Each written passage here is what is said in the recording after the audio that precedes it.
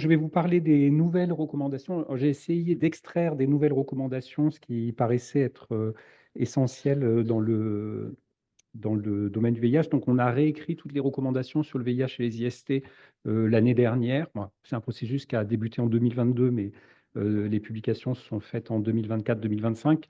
François Bénézit vous parlera de la partie IST de son côté. Et donc, moi, j'ai isolé trois questions qui me paraissaient intéressantes pour la question de la médecine générale. C'était la question de la conduite du traitement antirétroviral, des grossesses et des comorbidités. Euh, il y aura quatre messages principaux. C'est en fait la stratégie qu'on a actuellement, c'est que comme on l'a vu pour la tuberculose, on essaie au maximum d'alléger nos traitements antirétroviraux. Donc actuellement, on est vraiment dans une stratégie de traitement d'induction, comme dans la tuberculose, avec en général des trithérapies et des allègements secondaires une fois qu'on sait qu'on maîtrise bien l'infection VIH. Donc ça, c'est le premier grand message. Le deuxième grand message, c'est qu'on essaie de simplifier au maximum les traitements qu'on utilise. Donc, on a en général, on commence avec des traitements, des trithérapies qui sont en un seul comprimé par jour, donc des médicaments combinés. On verra que dans les recommandations, maintenant, on a tendance à proposer d'essayer de simplifier au maximum. Et on a aussi la possibilité maintenant de passer à des traitements qui seront injectables tous les 2 mois. Grosse révolution des recommandations cette année, bon, l'année dernière, c'est que ça fait beaucoup de temps qu'on se posait la question du positionnement de l'allaitement maternel. Je vous rappelle pas que donc on sait aujourd'hui qu'une personne qui a une charge virale indétectable n'a aucun risque de transmission du VIH par voie sexuelle. Mais pour l'allaitement, on n'en est pas sûr à 100%. On en est sûr pour la transmission sexuelle, mais on n'a pas les études pour l'instant qui nous permettent de dire que pour l'allaitement, c'est vrai. Et donc, on va voir qu'on a un peu encadré cette recommandation. Et puis une dernière qui, je pense, vous concerne tout particulièrement, c'est la question de tenir compte des comorbidités chez les personnes qui vivent avec le VIH et qui prennent de l'âge. Alors, juste pour introduire le sujet, c'est une situation donc, à laquelle vous êtes confrontés régulièrement. Nous, en fait, on est assez peu amenés à faire des annonces dans le service, bien que ce soit nous qui suivions la plupart des patients qui vivent avec le VIH, mais c'est souvent au niveau de la médecine générale que les annonces sont faites, parce que finalement, c'est des diagnostics qui sont faits en médecine générale, et même si on voit les personnes assez précocement, l'annonce est souvent faite en amont. Nous, on a quelques annonces à faire qui sont des patients qui arrivent aux urgences avec des complications opportunistes, voilà, et où le diagnostic n'a pas encore été fait. Mais finalement, c'est souvent les gynécologues qui font les annonces éventuellement sur des diagnostics qui ont été faits sur les tests de dépistage de grossesse, soit vous de votre côté en médecine générale. Donc, en pratique, si je fais un diagnostic d'infection VIH en médecine générale, bah, ce n'est pas très compliqué. La première étape, je dirais, c'est faire l'annonce du diagnostic et surtout dédramatiser la situation. Parce qu'en fait, aujourd'hui, à partir du moment où on a fait des dépistages relativement précoces, on est sur des espérances de vie des patients qui sont assez proches de celles de la population générale. La phase importante, je pense, notamment avant que vous nous contactiez pour qu'on puisse voir le patient pour la mise en route du traitement, c'est la question de l'examen clinique, en fait. On voit souvent pas mal de biologie de fait, mais il y a beaucoup de choses qu'on sera amené à refaire. Je reviendrai dessus sur les tests de résistance, etc. Donc, on est amené à refaire la charge virale, les CD4, les choses comme ça, même si ça a déjà été fait avant. Et par contre, l'examen clinique, ça nous permet de juger du degré d'urgence, hein, du fait de voir le patient. Un patient qui est totalement asymptomatique, voilà, il n'y a pas une très grande urgence, on va le voir rapidement, mais ce n'est pas très urgent. Un patient qui est symptomatique, on va se mettre dans une situation où on va essayer d'être beaucoup plus rapide. Et j'insiste sur la question de la tuberculose chez les migrants. Bon, Pierre a parlé de la tuberculose tout à l'heure. C'est que ce n'est pas très compliqué dans les pays à ressources limitées où on a très peu d'outils diagnostiques, même si on a un accès à la PCR maintenant qui est plutôt bon en Afrique subsaharienne. Il y a 4 questions à poser, hein. C'est est-ce que vous avez maigri? Est-ce que vous avez de la fièvre? Est-ce que vous avez des sueurs nocturnes? Est-ce que vous toussez? Et avec ça, chez les personnes qui vivent avec le VIH, s'il y a une réponse négative aux 4 questions, vous éliminez 95% des tuberculoses. Donc simplement, même sans examen clinique en pratique, avec ces 4 questions-là, et s'il y a une réponse oui à une des 4 questions, si le patient a maigri, s'il tousse un peu, même pas beaucoup, notamment chez les patients très immunodéprimés, on peut voir des tuberculoses assez atypiques. C'est plus une urgence pour nous pour les voir. Chez les femmes, c'est bien de s'enquérir d'une grossesse en cours parce que ça peut être le motif de dépistage éventuellement. Et ça ne modifie pas énormément nos stratégies thérapeutiques, mais ça change un peu les choses. Et donc après, bah, vous pouvez contacter la personne que vous voulez, donc soit par Omnidoc, soit par téléphone. Euh, je le redis, il y a peu d'intérêt à faire des examens complémentaires avant la consultation spécialisée, puisque par exemple, euh, dans le cadre on va dire, c'est à la fois un peu de la recherche et de la prise en soin, mais on est amené à faire un test de résistance sur tous les virus, donc ça nécessite voilà, de refaire des prélèvements de façon un peu systématique. Donc de toute façon, le bilan, le bilan initial sera fait au moment où le patient sera vu. Alors, les points clés sur l'initiation du traitement antirétroviral. Donc, l'idée donc, dans les nouvelles recos, c'est de se dire on n'attend pas pour débuter un traitement et que, en gros, il faut que tous les patients aient débuté leur traitement dans les 2 semaines qui suivent l'annonce du diagnostic. Donc, l'annonce du diagnostic, si c'est vous qui la faites, si nous, on met un petit temps pour les voir, eh bien, ça veut dire que souvent, on démarre le traitement à la première consultation et les patients sont assez souvent demandeurs. Bon, il y en a qui veulent prendre un peu de recul. Voilà,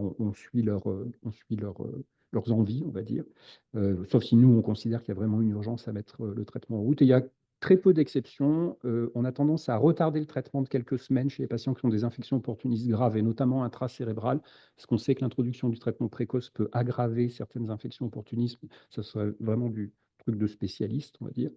Et puis, on va être plus rapide sur la mise sous traitement en cas de grossesse. Là, on traite vraiment tout de suite. En cas de primo-infection, si les patients sont en phase de primo-infection, c'est vraiment à quelques jours près, hein. Plus on les traite tôt, moins on aura d'infections sévères. Et puis, s'il y a un risque de transmission élevé, on n'aime pas trop, voilà, si le patient n'est pas trop conscient du risque de transmission qu'il a auprès de ses partenaires, on a tendance à proposer un traitement dès la première consulte. Le bilan initial, je vous épargne les tableaux, mais c'est assez simple, vous pouvez trouver ça dans les recos. Voilà, on n'a pas de nécessité d'attendre le test de résistance pour débuter un traitement, parce que finalement, la plupart des virus qui circulent actuellement sont sensibles. C'est de la bi ou de la trithérapie, en général un comprimé unique. Et si le patient a besoin d'une prévention des infections opportunistes, en gros, s'il a besoin d'un comprimé de cotrimoxazole par jour, on peut démarrer les deux en même temps sans problème. Et voilà ce que ça donne typiquement, hein, chez un patient qui débute un traitement. Vous voyez, vous avez Est-ce que vous voyez la flèche? Non, vous ne voyez pas la flèche. Ben, vous voyez le premier point, c'est juste au moment du début du traitement, et donc au mois de décembre. Et quand on fait le premier contrôle à un mois, au mois de janvier, il y a 0 virus détectable. C'est-à-dire que la puissance des traitements antirétroviraux qu'on utilise aujourd'hui fait qu'en fait, il y a quasiment plus de virus. Alors, on dit 6 mois normalement. L'objectif, c'est que les charges virales soient indétectables à 6 mois. En fait, beaucoup de patients ont une charge virale indétectable dès le premier mois.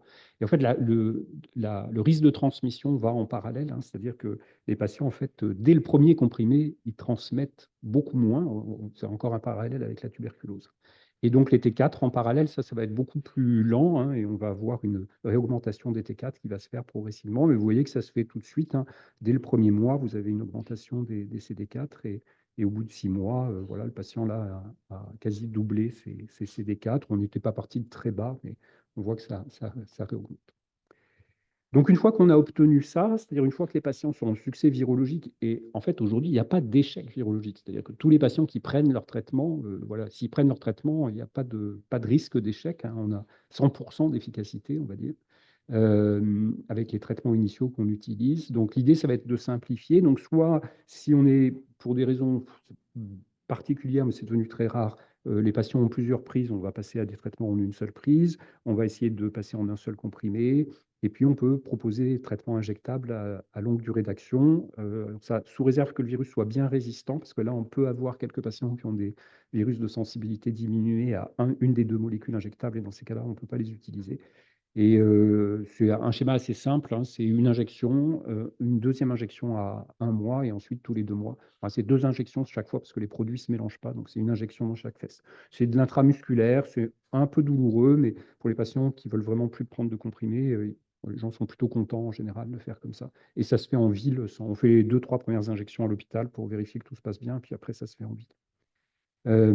Et puis l'autre solution, c'est d'essayer d'alléger. Donc éventuellement, là, chez des patients qui sont en trithérapie, on va passer en bithérapie. Et puis, une spécificité française qui existe nulle part ailleurs dans les autres recommandations, c'est le fait de faire des traitements séquentiels, c'est-à-dire de ne pas donner les médicaments toute la semaine. Et notamment, on a fait des études qui ont montré, enfin, une grosse étude qui a montré qu'on pouvait faire du 4 jours sur 7. Donc, chez des patients qui ont une charge virale indétectable d'assez longue date, on peut faire, voilà, on peut leur dire, bah, si vous préférez garder le même traitement plutôt que de passer à un autre traitement allégé, changer de molécule, si vous voulez garder le même traitement, bah, ce qu'on peut faire, c'est garder une trithérapie et faire une trithérapie où vous ne prendrez pas le week-end. La plupart des gens choisissent de ne pas prendre soit le vendredi, samedi, soit le samedi, dimanche, ou si on passe à 4 fois par semaine, ils arrêtent vendredi, samedi, dimanche. Et on a beaucoup, beaucoup de patients qui sont en traitement séquentiel comme ça, et pour qui il n'y a vraiment aucun souci. Un effet secondaire assez inattendu qu'on a découvert avec les nouveaux traitements de génération. Je vous ai dit, les traitements de nouvelle génération qu'on utilise, ils sont hyper efficaces. Mais par contre, on a deux molécules qui nous posent souci dans ces nouveaux traitements. Une forme particulière du tenofovir qui a été construite normalement pour essayer de diminuer la toxicité, notamment rénale, de la molécule. Et puis les anti-intégrases, où là, on a plutôt un effet de classe. Vous voyez, ça, c'est une étude qui a été faite en Afrique du Sud, dont les résultats avaient été communiqués en 2019 au départ, et ce qui compare trois régimes de traitement, et c'est les prises de poids à 2 ans. Donc, vous voyez, avec le premier régime, qui est l'ancien régime qu'on utilisait il y a quelques années, tenofovir, emtricitabine et favirenz, bah, vous voyez que les gens ont pris 3 kilos. Si on met une anti-intégrase, ils prennent 5 kilos. Et si on met à la fois l'anti-intégrase et la nouvelle forme de tenofovir, euh, les femmes ont pris 10 kilos. Ça, c'est le schéma chez les femmes. Les hommes prennent un petit peu moins de poids. Et ce qui est inquiétant, c'est que vous voyez, c'est qu'à 96 semaines, à 2 ans, ça continue à augmenter. Et en fait, si vous gardez le même régime thérapeutique chez ces personnes-là, le poids continue à augmenter. Donc, on est en train de faire des études actuellement pour voir comment est-ce qu'on pourrait éviter ça chez les gens qui prennent du poids, comment on peut anticiper. Bon, il y a des facteurs de risque, on commence à connaître un petit peu, et on ne connaît pas bien le mécanisme, si ce n'est qu'il est possible que les anti-intégrases jouent sur en fait, l'inverse des agonistes de GLP-1, c'est-à-dire qu'on diminue la sensation de satiété. Pour les échecs virologiques, voilà, ça arrive qu'on ait des patients qui sont en situation d'échec. C'est en général parce qu'ils n'ont pas bien pris leur traitement. Et la principale chose à résoudre, c'est pas tant leur proposer d'autres molécules parce qu'ils ont développé une résistance virale, que de trouver une solution pour qu'ils arrivent à prendre leur traitement. Donc, c'est toute la difficulté, elle est là, en fait. C'est quel encadrement. Donc, ça peut être des patients qui ont des problèmes sociaux, des problèmes de logement, des problèmes psychiatriques, voilà, qui font que la prise de traitement correcte n'a pas été possible. Là, on se retrouve en situation d'échec. Et si on n'a pas résolu la question de la cause, on ne résoudrait pas la question de la résistance, en fait, en pratique. Pour les grossesses, donc, ce qui est important, donc, chez les femmes qui connaissent leur statut VIH, c'est que quand il y a une grossesse de planifier, on est bien un bon contrôle de la charge virale. Hein. Mais pour vous donner un ordre d'idée, en Bretagne, sur les 4000 personnes qui sont traitées, il y a 96% qui ont un excellent contrôle de leur charge virale. Donc, c'est vraiment la règle, en fait, en pratique. On fait toujours un traitement post-exposition du nouveau-né, même quand la charge virale est indétectable. Euh, je- J'en reviens à la question de la prudence là, que Pierre a mentionné avec la Société française d'hygiène hospitalière. Voilà, en Suisse, ils ont abandonné. Il y a pas mal de pays où ils ont abandonné quand la charge virale est indétectable. Ils disent finalement, ça ne sert à rien que le bébé prenne un traitement post-exposition à la naissance. Et en France, on a gardé le traitement post-exposition et on a ouvert à l'allaitement maternel. Donc, en sachant comme on ne connaît pas très bien le risque de transmission au moment de l'allaitement maternel, on a gardé là une prophylaxie pour le bébé. Donc le bébé prend en fait son traitement post-exposition qu'il prend dans les 15 premiers jours pour éviter la transmission au moment du passage de la filière génitale. Il va le poursuivre pendant toute la durée de l'allaitement, quelques semaines après la fin de l'allaitement. Et donc on a un observatoire national en fait dans le domaine maintenant et auquel vous pouvez participer. Hein. C'est un système déclaratif, c'est-à-dire si vous avez une femme qui vit avec le VIH qui allaite, on fait une déclaration à cet observatoire-là et ça permet d'avoir un suivi pour savoir un peu comment il faut améliorer les recommandations. Et puis, je vais finir sur les comorbidités. Alors, pourquoi on s'intéresse aux comorbidités? C'est parce que, comme vous voyez sur le graphique, là, on a une population qui évolue en âge. Hein. Le vert clair en haut, c'est la proportion de la population des patients qui vivent avec le VIH en Bretagne qui sont âgés de plus de 50 ans. Et vous voyez on était à plus de 62%. Je n'ai pas les chiffres de 2024 encore. On était à plus de 60% en 2023. Et on voit que on a une pyramide des âges, hein, alors qui est très, très décalée entre les hommes et les femmes. Mais vous voyez qu'on a pas mal de patients qui ont plus de 60 ans maintenant, hein, dans la file active qu'on suit. Et donc, les problématiques de comorbidité qu'on a, il y a des problématiques, alors qui ne sont pas liées à l'âge, là, mais qui sont des problématiques psychiatriques. Alors ça s'explique aussi parce que la population, les gens qui sont fragiles en termes d'exposition au VIH, ce n'est pas n'importe qui dans la population non plus. Et donc voilà, donc on a le risque suicidaire est 100 fois plus élevé chez les personnes qui vivent avec le VIH que dans la population générale. Donc ça peut nécessiter des suivis spécialisés. Notre psychologue est bien occupé, on va dire. On a découvert au cours des dernières années que le VIH avait un effet toxique pour les vaisseaux. Pendant des années, on a cru que c'était les traitements qu'on utilisait, parce que les traitements qu'on utilisait donnaient des augmentations lipidiques. On a pensé que c'était les traitements qu'on utilisait qui faisaient qu'on avait un surrisque cardiovasculaire chez les patients qui vivent avec le VIH.